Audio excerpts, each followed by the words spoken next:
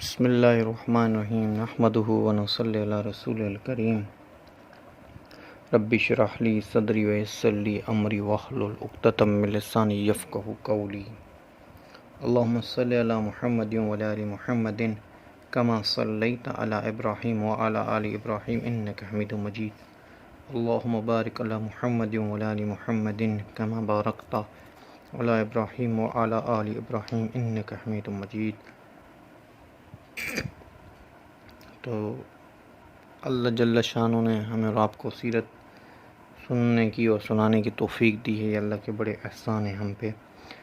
تو ہماری بات چل رہی تھی سیرت کے موضوع پر، اور ہم یہاں تک پہنچے تھے کہ آپ علیہ الصلوۃ والسلام نے جبرائیل علیہ الصلوۃ والسلام کو اس کی اصل حالت میں دیکھا،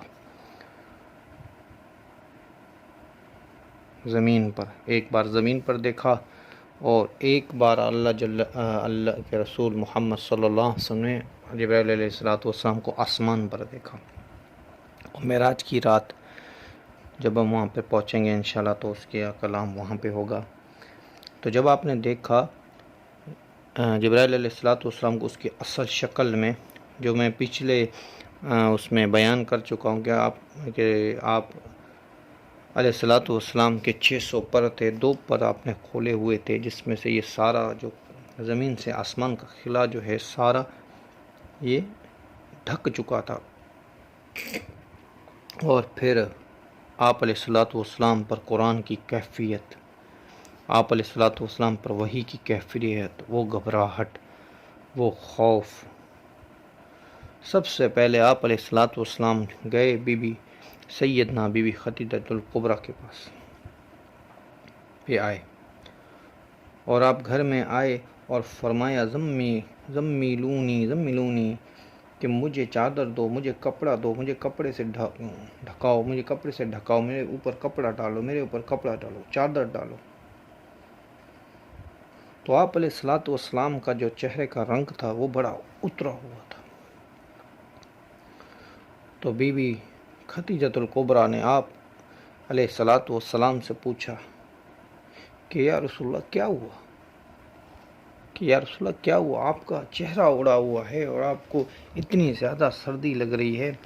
تو آپ علیہ الصلوۃ والسلام نے بی بی خدیجہ الکبریٰ کو وہ منظر بتایا کہ اس طریقے سے ایک آدمی آیا تھا، اس نے کہا کہ اقرا پڑھو۔ میں نے کہا میں تو پڑھا ہوا نہیں ہوں۔ پھر اس نے مجھے اٹھایا اور اپنے ساتھ لگایا، اور اس کے آنے کا طریقہ جو تھا، ہوا میں آنے کا طریقہ، اڑنے کا طریقہ۔ تو بی بی خدیجہ الکبریٰ نے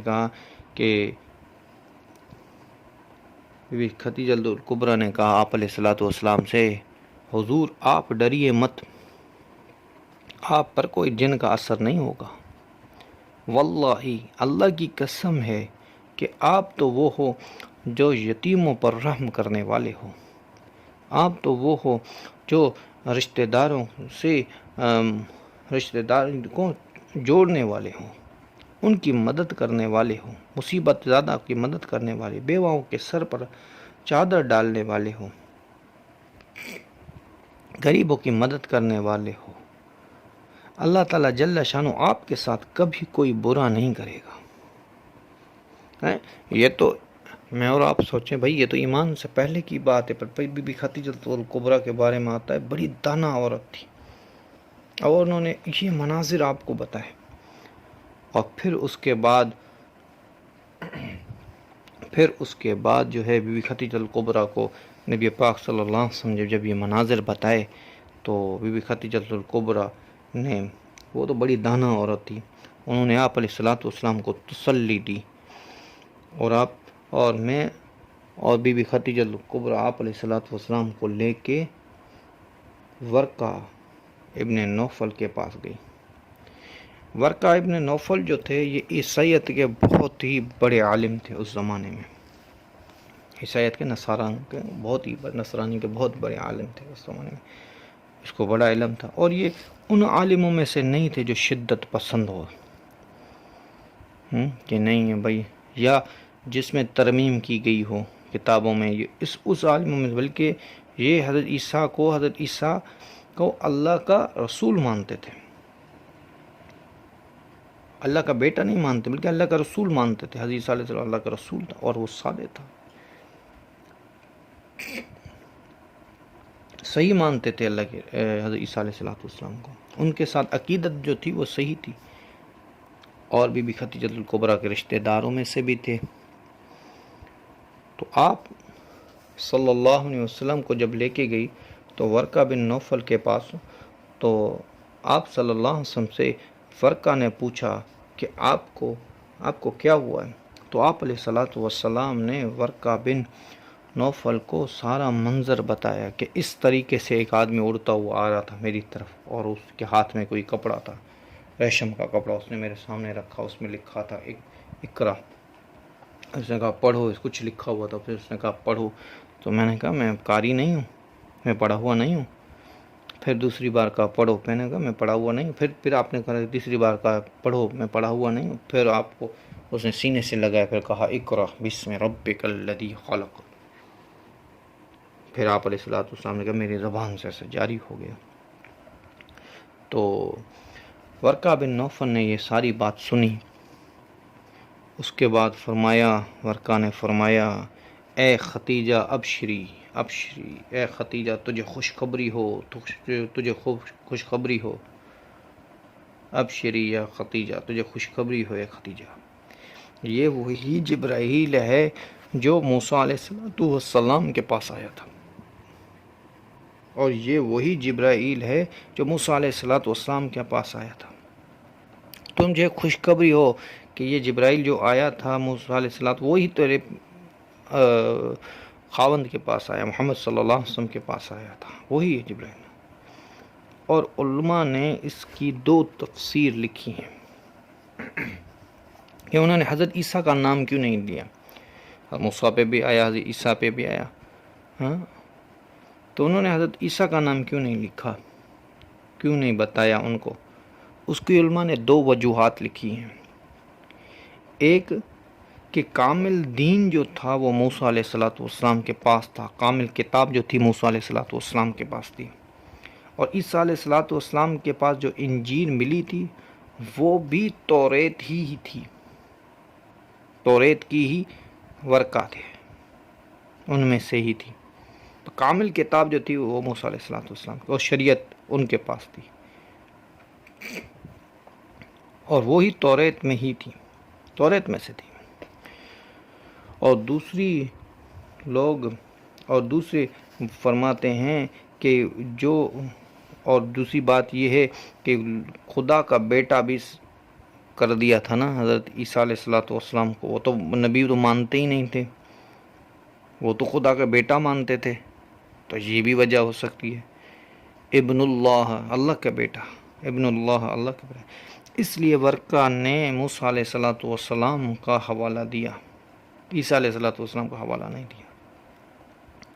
اور ورقہ نے یہ کہا کاش میں جوان ہوتا, کاش میری صحت صحیح ہوتی, کاش میں بالکل تندرست ہوتا جب مکے والے آپ علیہ السلام کو نکالیں مکے سے, تو میں آپ کو سہارا دیتا. تو حضور اکرم صلی اللہ علیہ وسلم غصے میں اور جوش میں آ گئے اور فرمایا کیا مجھے میری قوم والے نکالیں گے؟ اے ورقہ, مجھے مکے والے مجھے کیوں نکالیں گے؟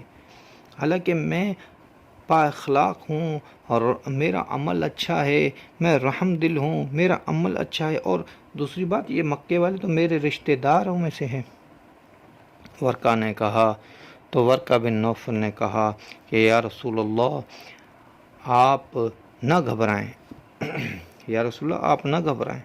اللہ جل شانہ کا کہ نبی جب آئے ہیں ان کو ایسا ہی کیا گیا ہے, ان کو ایسا ہی ان کے ساتھ کیا. ان کی قوم والوں نے ان کو مانا نہیں, ان کی قوم والوں نے ان کو نکال دیا, ان کی قوم والوں نے ان کو نکال دیا. فرمایا ورقہ ایسا ہی ہو. آپ علیہ السلام کی ہم آگے سیرت پڑھیں گے تو آپ دیکھیں گے کیوں کہ نبی جو ہوتا ہے, نبی جو ہوتا ہے وہ ایک اللہ کا قائل ہوتا ہے. عوام جو ہوتی ہے, عوام کے دل میں یہ بات آتی نہیں ہے کہ ایک خدا سے ہوتا ہے. جیسے آج بھی آج بھی حالانکہ ہم مسلمان ہیں، اس کے بعد بھی جب بات آ جاتی ہے نا کسی کی، تو ہم کیا کہتے ہیں، بھائی دکان نہیں ہوگا تو میں کماؤں گا کہاں سے، کھاؤں گا کہاں سے، یا نوکری نہیں ہوگی، ملازمت نہیں ہوگی تو میں کھاؤں گا کہاں سے. تو وہ بھی ایسے کرتے تھے، بھئی یہ فلاں بت جو ہے یہ دکان کا بت ہے، اس سے مانگ کے پھر جائیں گے. اور فرمایا کہ دوسری جگہ پہ ہے، ایک جگہ پہ فرمایا کہ یہ ڈاکٹر ہے نا، ڈاکٹر یہ بھی دوائی نہیں کھائیں گے تو علاج کہاں سے ہوگا. ہمارا بھی یقین ہے سے بھی دوائی نہیں کھائیں، بھائی پہلے گئے فلاں شہر کے ڈاکٹر کے پاس، پھر اس سے بڑے ڈاکٹر کے پاس، پھر اس سے بڑے ڈاکٹر کے پاس، پھر اس سے بڑے ڈاکٹر کے پاس، کیونکہ ہم نے تو کبھی سمجھا ہی نہیں کہ اللہ پاک بھی سب کچھ کر سکتے ہیں. بیٹا دینے کے لیے، اب بیٹے کے لیے کیا، اب اولاد کے لیے کیا، اولاد کے لیے تو فلاں ہے وہ اولاد دے گا. ارے کبھی ہم نے سچے دل سے اللہ سے مانگا ہو تو اللہ نے دیا ہو نا.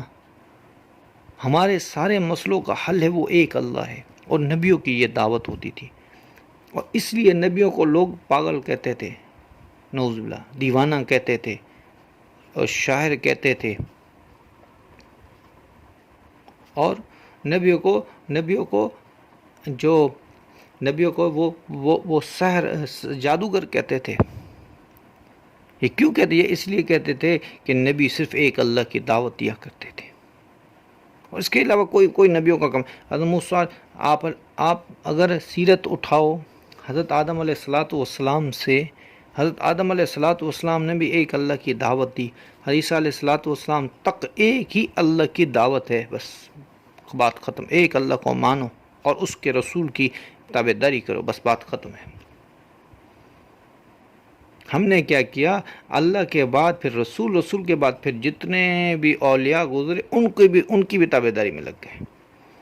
بھائی جو اولیاء ہمیں بتا کے گئے ہیں وہ تو صرف یہی بتا کے گئے تھے تابعداری محمد رسول اللہ کی ہوگی، میری نہیں، تابعداری اس کی. اور ہم نے کیا کیا؟ تو میرے بھائیوں، کہ سیرت کے یہ سارے موضوع ہیں. آگے انشاءاللہ ہم چلیں گے بات پہ. آج کی بات جو ہے وہ یہاں پر ہی ختم کرتے ہیں. انشاءاللہ زندگی رہے گی تو بات بھی چلتی رہے گی. وما علینا الا البلاغ.